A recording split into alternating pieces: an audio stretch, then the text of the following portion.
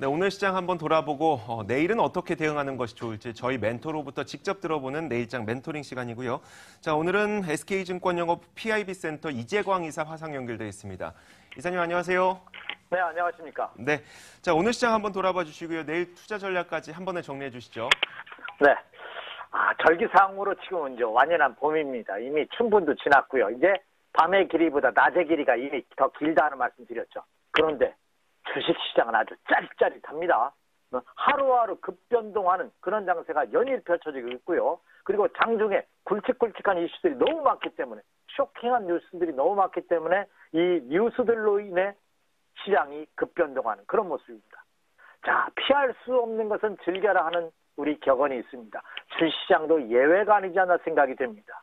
자, 이렇게 급변동하는 장세에서 이것을 견딜 수 없으면 여러분 주식시장에서 살아남을 수 없습니다. 이것을 즐길 줄 아는 마음의 여유를 찾는 것이 주식 투자로 가는, 수익으로 가는 아주 가장 빠른 지름길이 아닌가 생각이 됩니다. 이렇게 급변동 장세에서도 웃을 줄 아는, 입가에 미소를 먹을 줄 아는 그런 여유를 여러분도 찾았으면 하는 바람이고요.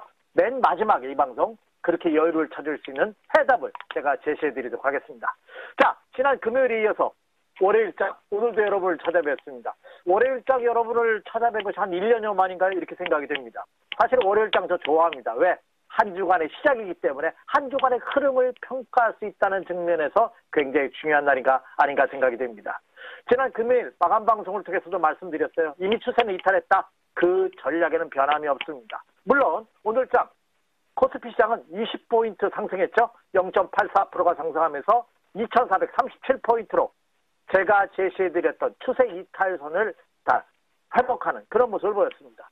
또 코스닥은 지난 2월 19일 이후 한 달 반 만에 최대 상승률이죠. 24포인트.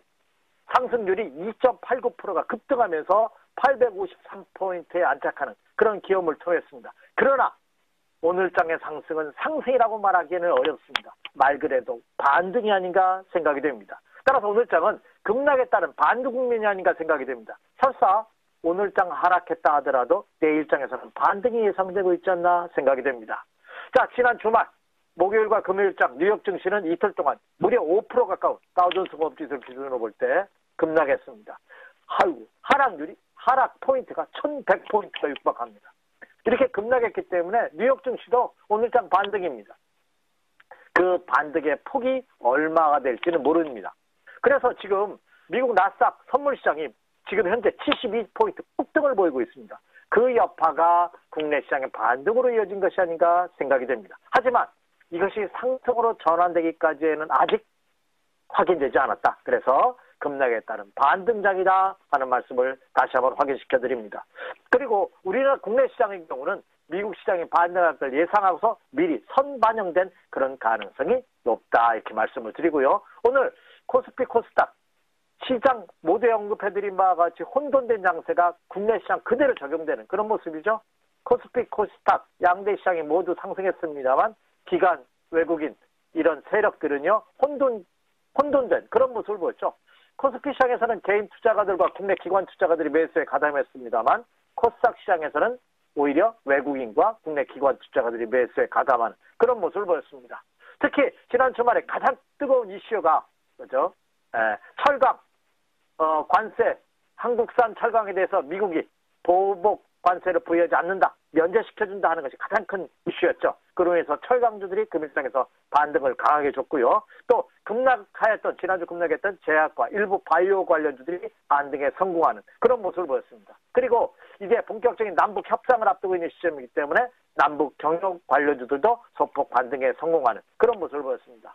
그리고 오늘장의 가장 큰 특징은 저는요, 시장이 반등했다기보다는 환율 시장이 그나마 안정적인 모습을 보였다는데 가장 큰 위안을 갖지 않나 생각이 됩니다. 오늘 원달러 환율 1원 10전이 하락했죠. 그래서 1081원 10전으로 오늘 같은 환율 시장이 너무나 견고합니다. 장중 진폭도 없고 견조한 모습을 환율 시장이 보여줌으로써 시장의 상승 탄력도를 좀 더 높일 수 있는 기폭제 역할을 하지 않았나 생각이 됩니다. 자, 동남아 증시도 굉장히 혼돈된 양상을 보였습니다.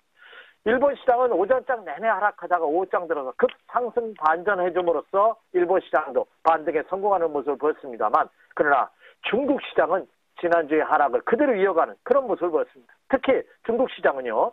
이제 본격적으로 G2 국가를 할 수 있는 미국과 중국이 본격적인 무역 전쟁을 할 것이다 하는 우려감이 상해 종합지수를 무려 0.8%, 27포인트를 크게 하락시키는 그런 하나의 원동력이 되지 않았나 생각이 됩니다. 특히 그 미국 NFC죠? 국가안보보좌관의 존 볼턴, 옛날 UN 미국 대사입니다. 이 존 볼턴이 임명됨으로써 투자 심리에 거의 악영향을 끼칠 것이다. 이 존 볼턴이라는 분은요, 강경론자죠.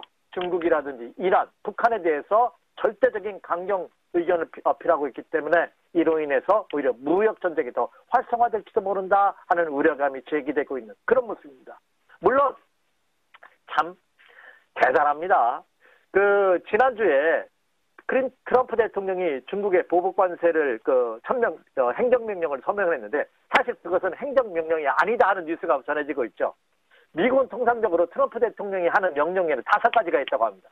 첫 번째는 선포, 두 번째는 행정명령, 세 번째는 행정메모, 또 네 번째는 대통령 노티스, 그리고 다섯 번째가 대통령 결정이라고 합니다. 근데 대통령의 노티스 네 번째와 결정은 이거 의회 승인을 받아야 되고, 그리고 선포라는 것은 전쟁과 같은 불가피한 상황할 때 하기 때문에 보통 행정명령은 대통령이 취할 수 있는 행정명령하고 그 메모가 있는데 명령이 아니라 이번에 메모라고 하죠. 이 중국에 대한 보복 관세가. 그로 인해서 좀 화해의 제스처, 협상의 여지를 남겨놓고 있다 하는 의견도 제시되고는 있습니다만, 그걸 불문하고 나서 미국과 중국의 무역전쟁 우려감이 중국 시장은 지난주에서 오늘도 급락을 하는 그런 모습을 보였습니다.